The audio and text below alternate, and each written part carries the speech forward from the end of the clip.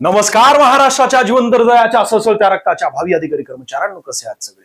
मेंटॉस जिंदगीची series चालू केलेली आजचा तिसरा भाग आहे. सर्व प्रश्न आपण बघता क्षणी कशा प्रकारे उडवायचे ते तुम्हाला या सिरीज मध्ये बघायला मिळतील. गणिताचे एकूण 19 चॅप्टर, बुद्धिमत्तेचे एकूण 16 चॅप्टर, त्यातील सर्व टाईप आपण या ठिकाणी कव्हर करत आहोत.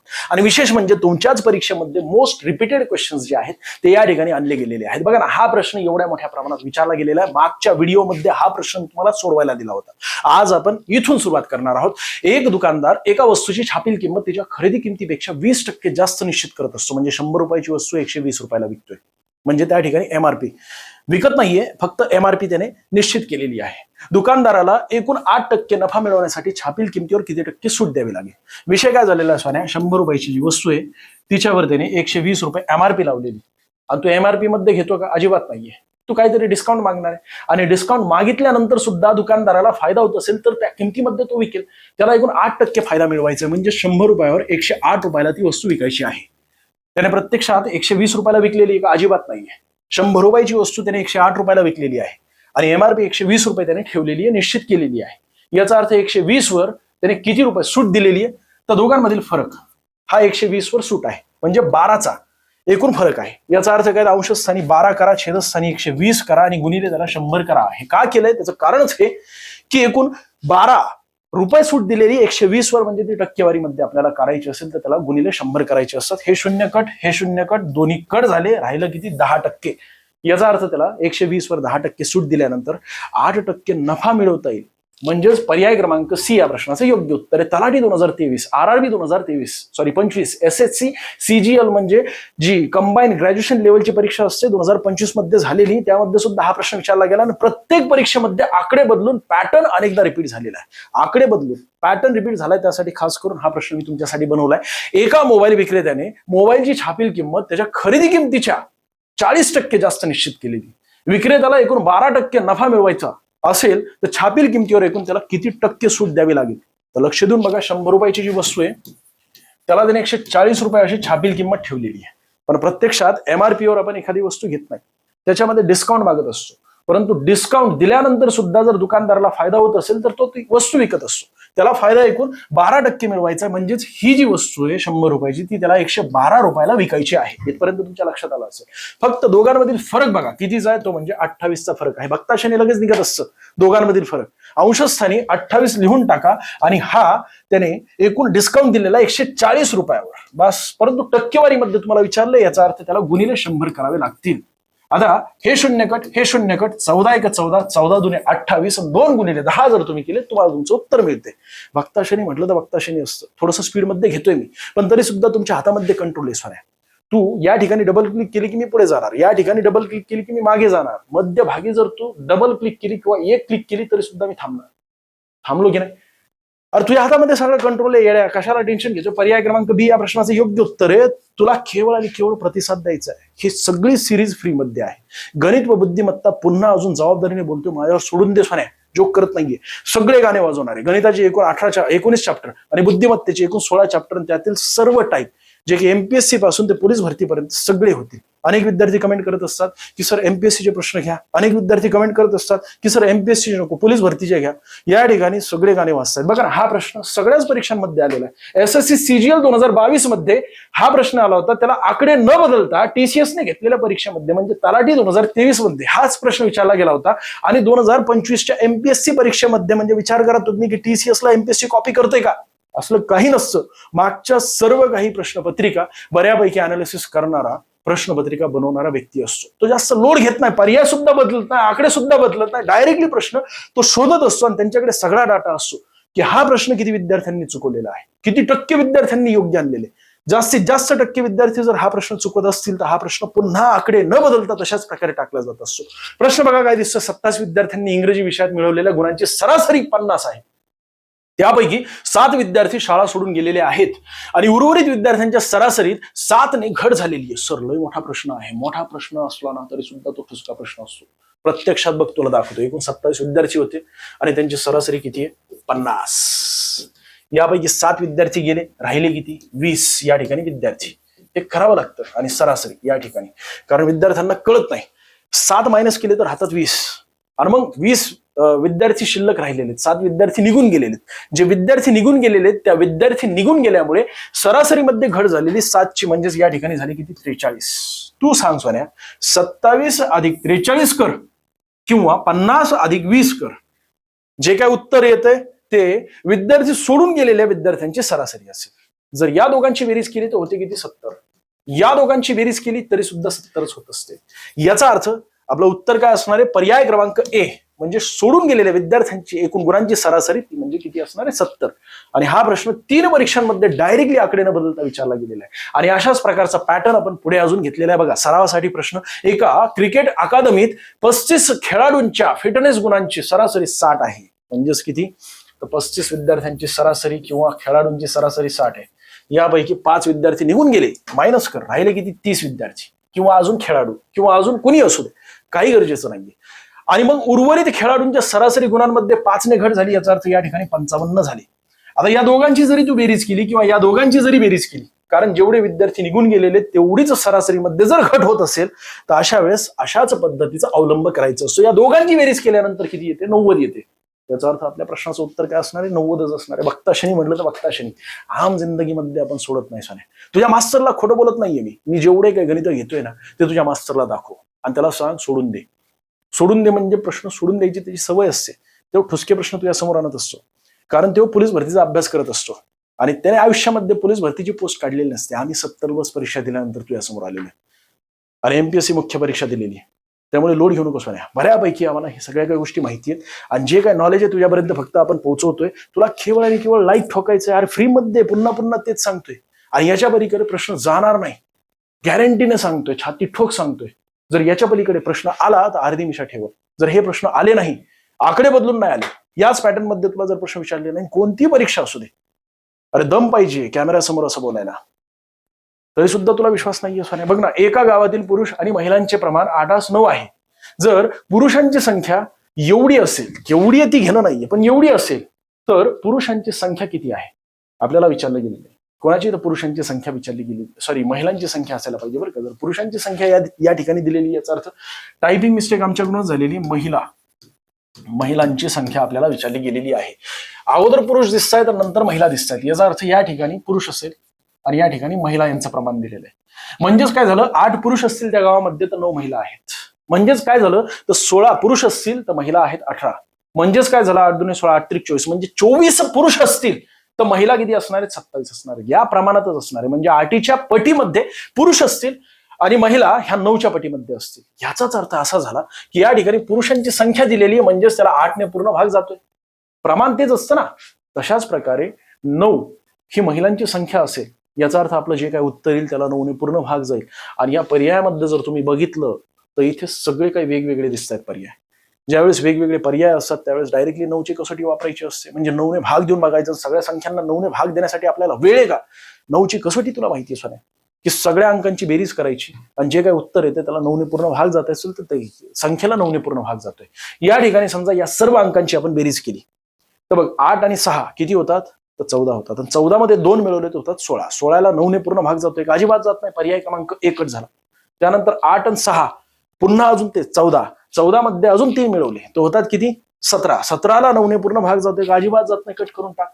या ठिकाणी 18ला पूर्ण भाग जातोय. या संख्यांची बेरीज जर आपण केली तर 8 आणि 6 होतात 14, 14 आणि 2 होतात 16 आणि 16 आणि 2 पुन्हा अजून 18 होत असतात. याचा अर्थ पर्याय क्रमांक सी हे या प्रश्नाचं योग्य उत्तर आहे. बाकी 19ला पूर्ण भाग जातोय का, अजिबात जात नाहीये. अशा प्रकारे सोडवायचं असतं.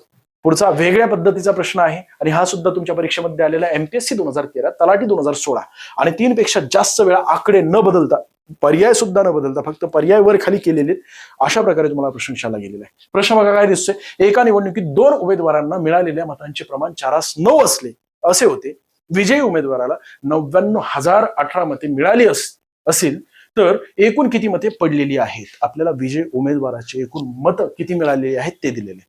आता प्रत्यक्षात वेगळ्या पद्धतीने सोडवायचा प्रयत्न केला, तुला कमिटमेंट केलेली. बघताशनी म्हणजे बघताशनी, सूत्राचा वापर न करता, मोठी गणितीय क्रिया न करता कशा प्रकारे सोडवायचं असतं ते एक गोष्ट लक्षात ठेव सोन्या. या ठिकाणी 99,018 दिसतात. याला समजा मी तात्पुरता बरं का सोडवण्यासाठी 99,000 केले तर काय फरक पडतोय का, म्हणजे लमसम घे. त्यानंतर हे 3 जे शून्य आहेत हे 3 शून्य आपण नंतर घेऊया, ठीक आहे. नंतर आता एक गोष्ट लक्षात घे, थोड्या वेळापूर्वी मी तुला काय सांगितलं होतं की 8-9 या प्रमाणामध्ये आहे. म्हणजेच काय, तर पुरुषांची जेवढी संख्या असेल त्याला 8ने पूर्ण भाग जाईल. 9 म्हणजेच काय, महिलांची संख्या जेवढी काय असेल त्याला 9ने पूर्ण भाग जाईल. अशा प्रकारे ते एकूण गुणोत्तरामध्ये असतं. तशाच प्रकारे जो विजयी उमेदवार आहे त्याला 9ने पूर्ण भाग जाईल. जो म्हणजे त्याला एकूण जेवढे मतं मिळालेले या ठिकाणी 9ने पूर्ण भाग जातोय. म्हणजे 9चे किती पट आहे तेवढंच तुला काढायचंय. 9 छेदस्थानी घे आणि या ठिकाणी 11 पट आहे. तुला हे तर माहिती आहे ना, 9च्या पाड्यामध्ये किंवा याला प्रत्यक्षात भागून जर तू बघितलं तरी सुद्धा हे 11 पट आहे. 9चे आहे 3 शून्य आपण नंतर लावूया, पण 9च्या 11 पट आहे. याचा अर्थ 4चे 11 पट किती होतात? 44 होत असतात. बस या ठिकाणी जो हारलेला उमेदवार आहे त्याला 44 मते मिळालेली आहेत आणि 3 शून्य आपल्याला नंतर लावायचे, म्हणजे 44,000च्या जवळपास त्याला मतं मिळालेली आहेत. आणि जो जिंकलेला उमेदवार आहे त्याला 9च्या पटीत 11 म्हणजे 11 पट म्हणजेच किती झाले? 99 आणि 3 शून्य आपण नंतर लावणार आहेत, म्हणजेच काय झालं, त्याला 99,000 मतं मिळालेली आहेत जवळपास. बरं का, प्रत्यक्षात मिळालेत किती? 99,018. पण 18 आपण नंतर लावूया किंवा नंतर विचार करूया. आता दोघांची जर मी बेरीज केली, कारण काय त्याचं की एकूण मतं आपल्याला विचारली गेलेली आहेत. बघ ना, या ठिकाणी एकूण मते विचारली गेलेली आहेत. याचा अर्थ दोघांची आपल्याला बेरीज करावी लागेल. दोघांची बेरीज जर तू केली तर प्रत्यक्षात या ठिकाणी 143,000 येते. याचाच अर्थ काय, तर एकूण मतांची संख्या आहे 143,000च्या जवळपास किंवा 1,43,000च्या जवळपास. ऍक्युरेट करायची गरज नाही. जवळपास म्हणजेच किती आले? पर्याय क्रमांक ए या प्रश्नाचं योग्य उत्तर आहे.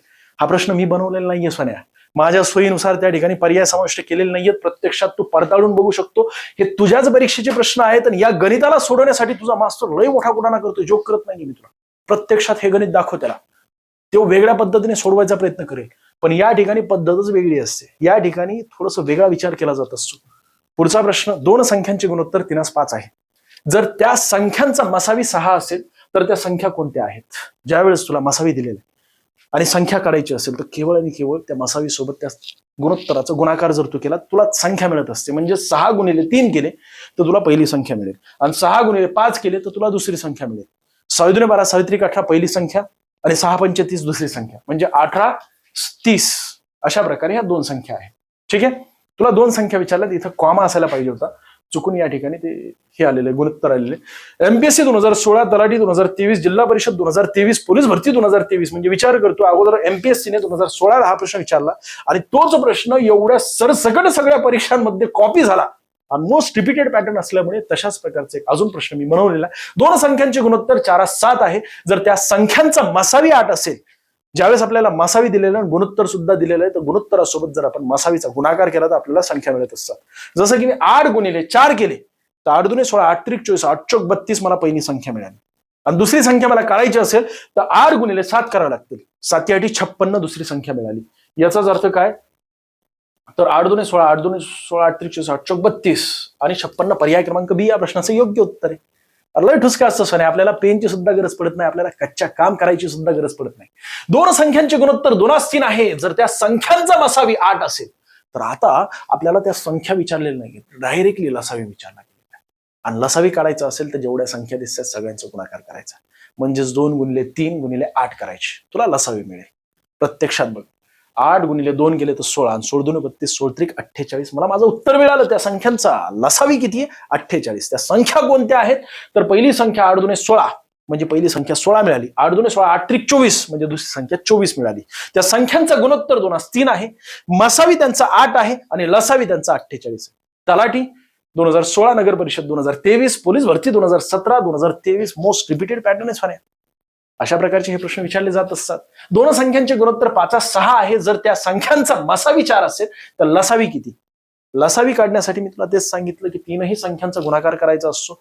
6 पंचे 30 गुणिले 4 जर तू केले तुला तुझं उत्तर मिळते 3 चौक 12 म्हणजे 120. पर्याय क्रमांक ए या प्रश्नाचं योग्य उत्तर आहे. म्हणजेच काय झालं, त्या 2 संख्या यांचा गुणोत्तर 5:6 आहे, त्यांचा मसावी 4 आहे, त्यांचा लसावी 120 आहे आणि त्या संख्या प्रत्यक्षात काढायच्या असतील तर 4 पंचे 20 म्हणजेच किती येणार? पहिली संख्या 20 आणि 6 चौक 24, दुसरी संख्या 24. प्रत्यक्षात यांचा लसावी जरी काढला, मसावी जरी काढला आणि गुणोत्तर जरी काढलं तरी तेवढंच येणार आहे. अशा प्रकारे असतं ते. 3 संख्यांचे गुणोत्तर 3:4:5 आहे आणि त्यांचा लसावी एवढा दिलेला आहे, तर मसावी आपल्याला विचारला गेलेला आहे. अशा वेळेस काय करायचं सोन्या, जेवढ्या संख्या दिसतात त्या सर्व संख्यांचा गुणाकार करायचा. प्रत्यक्षात तू स्वतः एक प्रश्न स्वतः बनव बरं का. मी पुन्हा पुन्हा सांगतोय आणि पुन्हा आता नव्याने सांगतोय, ही एक वही बनव. मी रोज येतोय, तू बघतोय की नाही मागील 3 दिवसांपासून मी रोज येतोय आणि जोक करत नाहीये, मी रोज येणार आहे. कमीत कमी आठवड्याचे 5 व्हिडिओ तरी पडतील. आणि अशा प्रकारे आपल्याला 1 ते 1.5 महिन्यांमध्ये अख्खं गणित व बुद्धिमत्ता मोकळं करून ठेवायचं. त्यासाठी तुला वही बनवायची. 4 पंचे 20 आणि 20 2 40, 20 त्रिक 60, म्हणजे 60 आले. या तिघांचे गुणाकार छेदस्थानी लिहून टाक 60. हे शून्य कट, हे शून्य कट आणि 6 चौक 24 या ठिकाणी येणार, म्हणजेच हे शून्य आलं. याचा अर्थ त्यांचा मसावी किती आला? 24 आला. ज्यावेळेस आपल्याला गुणोत्तर दिलेलं असतं, लसावी दिलेली असते, त्यावेळेस गुणोत्तरांचा गुणाकार करायचा, छेदस्थानी लिहून टाकायचा. म्हणजे गुणोत्तरांचा गुणाकार केल्यानंतर जे काही उत्तर येते त्याने भागायचं लसावीला, त्यानंतर तुला जो उत्तर मिळते म्हणजेच मसावी मिळते. मसावी किती आली? 40 आली. म्हणजेच त्या संख्या जर प्रत्यक्षात तुला काढायची असतील तर 40 गुणिले 3 केले तर पहिली संख्या मिळेल, 40 गुणिले 4 केले तर दुसरी संख्या मिळेल, 40 गुणिले 5 केले तर तिसरी संख्या मिळेल. लय ठुसका असतं साऱ्या. RRB 2018, पोलीस भरती 2017, तलाठी 2019, म्हाडा 2022, 6 पेक्षा अधिक वेळा तुझ्याच परीक्षेमध्ये आलेला पॅटर्न या ठिकाणी आणला जातोय आणि त्याला कशा प्रकारे उडवायचंय. कारण तुला असा गैरसमज होऊ नये की माझ्या पद्धतीने गणित बनवतोय आणि माझ्या पद्धतीने शॉर्ट ट्रिक बनवून तुझ्यापर्यंत पोहोचवतोय, तुझा वेळ घालवतोय. मी पुन्हा पुन्हा सांगतोय, ऑन कॅमेरा बोलतोय. जर अशा प्रकारचे तुला पॅटर्न रिपीट झाले नाही, अशा प्रकारचे प्रश्न जर तुला आले नाही आकडे बदलून, तर मी आपलं नाव बदलून टाकेल. सोन्या, जोक करत नाहीये. फक्त आणि फक्त तुला कंटिन्युअसली बघत राहायचं, तुला प्रतिसाद द्यायचा, लाईक ठोकून द्या आता लगेच आणि तशा प्रकारे कमेंट कर. कमेंट 50+ जायला पाहिजे. पुढचा व्हिडिओ येईल, बघूया. मागील 2 व्हिडिओ टाकल्यापासून तू कमेंट कमी करतोय, कमेंट जास्ती असतं आपल्याला पाहिजे. आणि लाईक सुद्धा पाहिजे. ट्रेंड, ते त्या ठिकाणी ट्रेंड नाही आपलं, काय म्हणतात त्याला, ते आपलं पुढचं ते हाईप सुद्धा आपल्याला पाहिजे. हक्काने मागतोय, तशा प्रकारे बनवतोय. प्रत्येक प्रश्नांच्या मागे सोन्या, प्रत्येक PDF बनवण्याच्या मागे मी कमीत कमी, आता जाऊ दे सोड, 3 संख्यांचे गुणोत्तर 2 3 5 आहे आणि त्यांचा लसावी 900 आहे. तर मसावी आपल्याला विचारला गेलेला आहे. सर्व संख्यांचा गुणाकार करायचा आणि गुणाकार केल्यानंतर ते छेदस्थानी लिहून टाकायचं. तुला तुझं उत्तर मिळते. बघ ना, प्रत्यक्षात 3 दुणे 6 आणि 6 2 12, 6 त्रिक 18, 6 चौक 24, 6 पंचे 30, म्हणजे छेदस्थानी किती येणार? 30. आणि अरिथमॅटिक सिस्टम या ठिकाणी वापरला जात असतो, जेणेकरून तुला या ठिकाणी उत्तर पॉइंट मध्ये येऊ नये. हे 0 कट करायचं असतो, हे 0 कट करायचं असतो. 3 1 3, 3 त्रिक 9, इथे 0 येणार. याचाच अर्थ काय? तर तुला विचारलं गेलेले मसावी आहे 30. जर तुला पहिली संख्या विचारली ती येणार 60. कारण काय? तर 30 गुणिले 2 केले तर 60 येतात. 30 गुणिले 3 केले याचा अर्थ 90 दुसरी संख्या येणार. आणि 30 गुणिले 5 केले म्हणजे 5 5 15 म्हणजे 150. बघ ना, या ठिकाणी 60 येणार, 90 आणि 150. 5 5 15, यस 150. या 3ही संख्या मला मिळाल्या. या 3ही संख्यांचं गुणोत्तर सुद्धा मिळालं. या 3ही संख्यांचा लसावी या ठिकाणी दिसतोय. आणि याला जर मी या 3ही संख्यांनी गुणलं, म्हणजे या गुणोत्तराने गुणून छेदस्थानी लिहिलं, तर मला मसावी सुद्धा मिळाला. अजून काय विचारणार याच्या पलीकडे? पर्याय क्रमांक 30 हे या प्रश्नाचं योग्य उत्तर आहे. अ ब क यांच्या आजच्या वयाची बेरीज 72 वर्षे आहे. 8 वर्षांपूर्वी त्यांच्या वयाचे गुणोत्तर 4 3 5 होते. तर ब चे आजचे वय आपल्याला विचारले. ब चं काय विचारलं? आजचं वय. एकदा मला बघू दे किती वेळ झालेला आहे. ओके, तरी मी लय स्पीड मध्ये घेतलं सोना. MPSC संयुक्त गट क 2018, तलाठी नाशिक 2015. आणि खाली कमेंट करू नका की जास्त स्पीड मध्ये घेताय. अरे तुझ्या हातामध्ये कंट्रोल आहे सोन्या. तू स्लो करू शकतोस, तू फास्ट करू शकतोस. आणि त्यासाठी रेकॉर्डिंग घेतोय मी, लाईव्ह घेतोय का? अजिबात नाहीये. तुझ्या हातामध्ये सगळा कंट्रोल असल्यामुळे अ ब क यांच्या आजच्या वयाची बेरीज 72 आहे. आज त्यांच्या वयांची बेरीज किती? 72 आहे. 8 वर्षांपूर्वी त्यांच्या वयाचं गुणोत्तर 4 3 5 होतं. तर ब चं आजचं वय आपल्याला विचारलं गेलेलं आहे. सोना, एक गोष्ट लक्षात ठेवा, गुणोत्तर म्हणजेच पूर्ण भाग जात असतो. ब चं 8 वर्षांपूर्वी जे काही वय असेल त्याला 3 ने पूर्ण भाग जाईल. अ चं 8 वर्षांपूर्वी जे काही वय असेल त्याला 4 ने पूर्ण भाग जाईल. आणि क चं 8 वर्षांपूर्वी जे काही वय असेल त्याला 5 ने पूर्ण भाग जाईल. आपल्याला ब चं विचारलं गेलेलं आहे. याचा अर्थ 8 वर्षांपूर्वी जे काही त्याचं वय असेल त्याला 3 ने पूर्ण भाग जायलाच पाहिजे, कारण हे गुणोत्तर आहे. हे नियमच असतो. प्रत्यक्षात सर्व संख्यांमध्ये जर तू 8 मायनस केले, त्याला जर 3 ने पूर्ण भाग जात असेल, छोट्या संख्या आहेत. या ठिकाणी बघ ना, मी 8 मायनस करतो, या ठिकाणी 8 मायनस करतो, कारण 8 वर्षांपूर्वी जर आपल्याला त्यांचं वय गुणोत्तर दिलेलं असेल, याचा अर्थ मला फक्त भाग जातोय की नाही पूर्ण एवढं बघायचंय. यातून मी 8 मायनस करतो, यातून मी 8 मायनस करतो. इथे येणार किती? तर 12. इथे येणार किती? तर 4. इथे येणार किती? 20. इथे येणार किती? तर 11. तू सांग सोन्या, कोणत्या संख्येला 3 ने पूर्ण भाग जातोय? जर 3 ने पूर्ण भाग जात असेल एखाद्या संख्येला, तर त्याचं 8 वर्षांपूर्वीचं वय हे तेच असेल. बघ ना, या ठिकाणी 12ला पूर्ण भाग जातो, याचा अर्थ 8 वर्षांपूर्वी ब चं वय 12 होतं. 8 वर्षांनंतर म्हणजे आज ब चं वय 20 आहे. म्हणून पर्याय क्रमांक ए या प्रश्नाचं योग्य उत्तर आहे. एमपीएससी संयुक्त गट क 2018 तलाठी नाशिक 2015 3 पेक्षा अधिक वेळा जर हा प्रश्न विचारला जात असेल तर विचार करतो साने, यायलाच पाहिजे. आणि त्यासाठी मी स्वतः एक प्रश्न बनवलेला आहे. प्रश्न तो बघण्यापूर्वी एक महत्वाची माहिती सांगू इच्छितो. महाराष्ट्र अकॅडमी तर्फे वेगवेगळ्या बॅचेस आपण लॉन्च केलेल्या आहेत आपल्या ऍपवर. आपल्या ऍपचा लोगो या ठिकाणी तुम्हाला दिसतोय. ऍप स्टोअरवर जाऊन त्या ठिकाणी तुम्हाला केवळ लॉग इन करायचे. लॉग इन केल्याबरोबर अनेक गोष्टी तुला फ्रीमध्ये मिळतील. मुळात आम्ही जेवढ्या बॅच लॉन्च केलेल्या आहेत त्या बॅचमध्ये जेवढा कंटेंट आहे त्यापेक्षा जास्त कंटेंट तुला फ्रीमध्ये दिला जातोय. प्रश्नपत्रिका विश्लेषण व्हिडिओच्या माध्यमातून तुला फ्रीमध्ये मिळतं आपल्या ऍपवर. त्या ठिकाणी अनेक गोष्टी म्हणजे पीडीएफच्या माध्यमातून तुला नोट्स त्या ठिकाणी ऍपवर फ्रीमध्ये मिळतात. कारण आम्हाला माहिती आहे तळागाळातील जे विद्यार्थी आहेत, शेतकरी कुटुंबातील जे विद्यार्थी आहेत, त्यांना परवडण्याजोगं जास्तीत जास्त त्यांना फ्रीमध्ये देऊन जेवढ्या बॅचेस आपण लॉन्च केल्या अख्ख्या महाराष्ट्रामध्ये सर्वात कमी फी असलेलं आपल्या महाराष्ट्र अकॅडमीच्या बॅचेस आहेत. विशेष म्हणजे सर्वात कमी फी याचा अर्थ तुला काही देतोय असलं नाहीये. सगळ्या टॉपच्या फॅकल्टी आहेत. यापूर्वी अख्ख्या महाराष्ट्रामध्ये हाहाकार माजवलेला शिक्षण जगतामध्ये, त्याचसोबत वेगवेगळ्या पोस्ट मिळवलेल्या 50+ परीक्षा दिलेल्या आपल्या आयुष्यामध्ये अशा प्रकारचे सगळे जबरदस्त अनुभव असलेले शिक्षक तुम्हाला या बॅचेसमध्ये शिकवत आहेत. ज्यामध्ये एमपीएससी आहे, सरळ सेवा भरती आहे. सरळ सेवा भरती म्हटलं तर त्यामध्ये वनरक्षक आलं, तलाठी आलं. एकदा ऍप ओपन कर ना, तू ज्या परीक्षेचा अभ्यास करतोय ना ती सुद्धा बॅच आपण लॉन्च केलेली आणि केवळ 200, 300, 400 रुपयांमध्ये मिळते तुला बॅच. 500 व्हिडिओज असतात, 200, 300 व्हिडिओज असतात. सगळे विषय टेक्निकल सुद्धा आपण कव्हर करत असतो. पोलीस भरती सुद्धा बॅच, स्वप्न खाकी बॅच 2.0 आपण लॉन्च केलेली. ती सुद्धा घ्यायची असेल तर जबरदस्त डिस्काउंट मध्ये आहे. काय डाऊट असतील तर या नंबरवर तुम्हाला संपर्क साधायचा आहे आणि तुम्हाला महाराष्ट्र अकॅडमीचा ऍप इन्स्टॉल करून बॅचेस परचेस करता येईल. पुढचा प्रश्न, 250चे 40% हे 500च्या किती टक्के आहे? एक गोष्ट सांगतो ना, 250चे 40% ज्यावेळेस संख्या आणि इथे टक्के दिलेले आहेत. ठीक आहे, 250चे 40% 500च्या किती टक्के आहे असा आपल्याला प्रश्न विचारला गेलेला आहे. ज्यावेळेस ही संख्या याची दुप्पट होत असते म्हणजे इथे झाली 500, त्यावेळेस टक्केवारीचे निम्मे होत असतात. ही गोष्ट लक्षात ठेवा, म्हणजे 20%. आपलं उत्तर काय असेल? पर्याय क्रमांक 2 या प्रश्नाचं योग्य उत्तर. एमपीएससी 2018 पोलीस भरती 2019 पुरवठा निरीक्षक 2024. बघ ना, आणि तसं कमेंट सुद्धा कर बरं का, एक्सप्लेनेशन जर जास्त पाहिजे असेल तर तुला. कारण एका प्रश्नाला जास्तीत जास्त एक्सप्लेनेशन द्यायचं म्हटलं तर अख्ख्या व्हिडिओमध्ये 30 मिनिटांच्या मी जास्त प्रश्न घेऊ शकणार नाही. आतापर्यंत तू स्वतः मोज, 10-12 प्रश्न मी घेतलेले असतील आणि एका व्हिडिओमध्ये मी 25 प्रश्न घेत असतो. म्हणजे 25 वेगवेगळ्या प्रश्नांमध्ये अनेक टाईप असतात, अशा प्रकारे घेत असतो. पुन्हा एक नीट समजून घे, 250चे 40% किती असेल? समजा उदाहरणासाठी सांगतो तुला, उदाहरण कशाला 40% म्हणलं तर डायरेक्टली आपण घेऊया ना 100. 250चे 40% बघता क्षणी येत असतं 100 असते, 100. आणि हेच 100 याचे किती आहेत? 500चे, तर 20% आहेत की नाही? 20% आहेत की नाही? बघ ना या ठिकाणी. म्हणजेच फरक काय झाला, ज्यावेळेस संख्येची दुप्पट होत असते ना त्यावेळेस टक्केवारींची निम्मी होत असते. तशाच प्रकारे जर तुला कळालं नसेल तर खास करून तुझ्यासाठी हा प्रश्न आहे. 300चे जेवढे काही 30% असतील तेवढेच 600चे किती आहेत टक्के, असा आपल्याला प्रश्न विचारला. म्हणजे 300चे 30% हे 600चे किती टक्के असतील असा आपल्याला प्रश्न विचारला गेलेला आहे. ज्यावेळेस याची दुप्पट होत असते त्यावेळेस याची निम्मी होत असते, म्हणजे 15. पर्याय क्रमांक 2 या प्रश्नाचं योग्य उत्तर आहे. सोने, जास्त वेळ घालवत नको जाऊस. 400चे 25% 800च्या किती टक्के बरोबर आहे? 400. आन्सर या ठिकाणी जर वेगळा आकडा आला तर जाणून बुजून तुला तशा प्रकारे हे नियम माहिती की नाही त्यासाठी प्रश्न विचारला गेलेला आहे. बघ, हा परीक्षेमध्ये विचारला गेलेला प्रश्न आहे, त्यासाठी मी खास करून तशाच पॅटर्नचा हे 2 प्रश्न बनवलेले आहेत. जर तुला कळालं नसेल, मला वाटतंय की हे कळायला तुला अवघड जाईल, त्यासाठी 2 एक्स्ट्राची उदाहरणं मी बनवत असतो खास करून. 400चे 25% ते तुला माहिती ना किती असतात? 100 असतात, बरोबर आहे की नाही?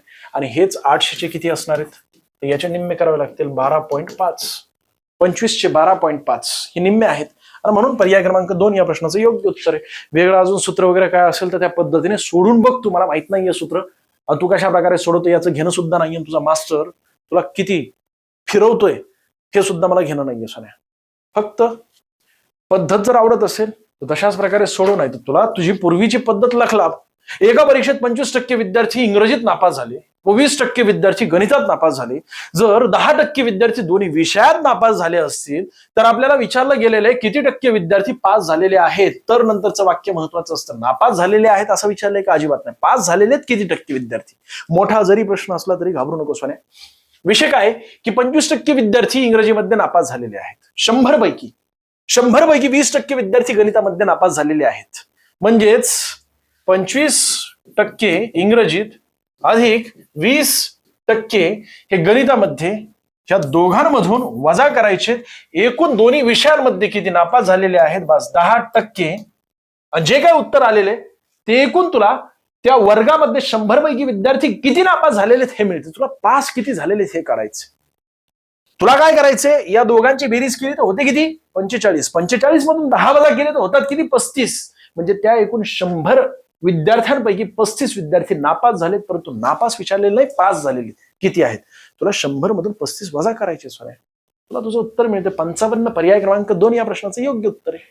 नाही कळालं लोड घेऊ नको, तुझ्यासारखाच तशाच प्रकारचा याच पॅटर्नचा प्रश्न 2019 आरोग्य सेवक जे भरती झाली होती ना, 2021 मध्ये प्रश्न विचारला गेला. 6 पेक्षा अधिक वेळा तुझ्या पोलीस भरती असो, कोणत्याही परीक्षा असो, जास्तीत जास्त प्रमाणात हा प्रश्न रिपीट झालेला आहे. प्रत्यक्षात शोधून आणलेले बरं का हे प्रश्न, कोणकोणत्या परीक्षांमध्ये आकडे न बदलता. आमच्याकडे सगळा डाटा आहे सोन्या, आणि तुझ्यासाठी सगळा रेडी करून ठेवलेला आहे. फक्त तू रेडी राहा आणि रेग्युलर येत चल. आणि रेग्युलर बघ, एका उमेदवाराला 30%, एका उमेदवारात 30% विद्यार्थी इंग्रजीत नापास झाले, 25% विद्यार्थी गणितामध्ये नापास झाले, दोन्ही विषयांमध्ये नापास झालेले एकूण 15 आहेत. दोघांची बेरीज कर, 30 आणि 25 होतात किती 55. आणि 55 मधून तुला 15 वजा करायचे आहेत, होतात किती 55 मधून जर 15 वजा केले तर 40 होत असतात. म्हणजे एकूण त्या वर्गात 40 विद्यार्थी नापास झालेले आहेत. तुला पास झालेले विचारलेत का नापास झालेले त्याला अंडरलाईन करायची किंवा आहे, कारण या ठिकाणी 40% सुद्धा दिलेलं असतं. तर 100 मधून तुला 40 वजा करायचे, होतात किती 60. बस 60 विद्यार्थी त्या ठिकाणी पास झालेले आहेत. नाही कळालं अजून एक आणलेलं आहे खास करून तुझ्यासाठी. एका उमेदवारात म्हणजे एका वर्गामध्ये 35% विद्यार्थी इंग्रजीत नापास झाले, 20% विद्यार्थी गणितामध्ये नापास झालेले आहेत. म्हणजे 2 विषयांमध्ये अशा प्रकारे नापास झाले. दोन्ही विषयांमध्ये एकत्रित विद्यार्थी एकूण 10% नापास झालेले. दोघांची बेरीज करायची, 35 आणि 20 होतात 55.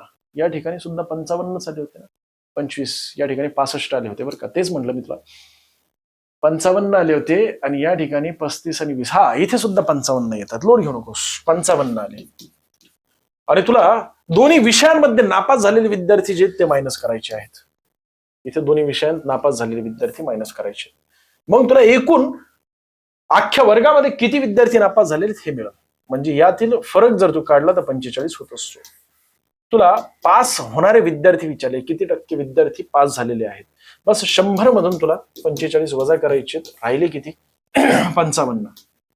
म्हणजेच 55 याचं योग्य उत्तर असेल. 55% विद्यार्थी पास झालेले आहेत.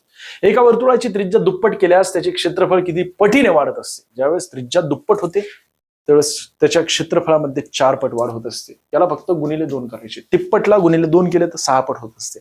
चौपटला गुणिले 2 केले तर 8 पट होत असते. प्रत्यक्षात या ठिकाणी बघ ना, तिप्पट दुप्पटला गुणिले 2 केले तर चौपट होत असते. पर्याय क्रमांक 2 या प्रश्नाचं योग्य उत्तर. सूत्राचा कशाला वापर करतो येड्यातून.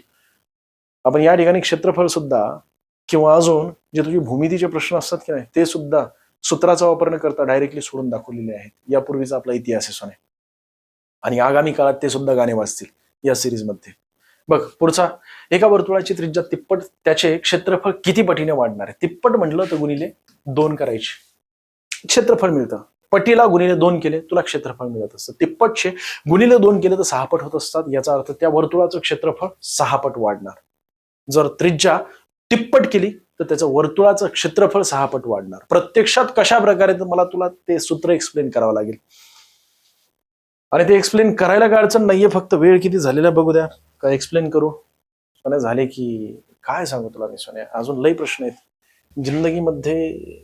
शेवटचा एक प्रश्न मला एक्सप्लेन करायचा आहे तुला. आता हे बघ काय दिसतं, एका वर्तुळाची त्रिज्या चौपट आहे, याचा अर्थ गुणिले 2 करायचे, होतात किती तर 8 होणार. चौपटीचे गुणिले 2 केल्यानंतर 8, म्हणजे क्षेत्रफळामध्ये वाढ किती 8 पट होणार. स्पीड मध्ये घेतोय पण तू पॉज करून प्रश्न वाचून घे.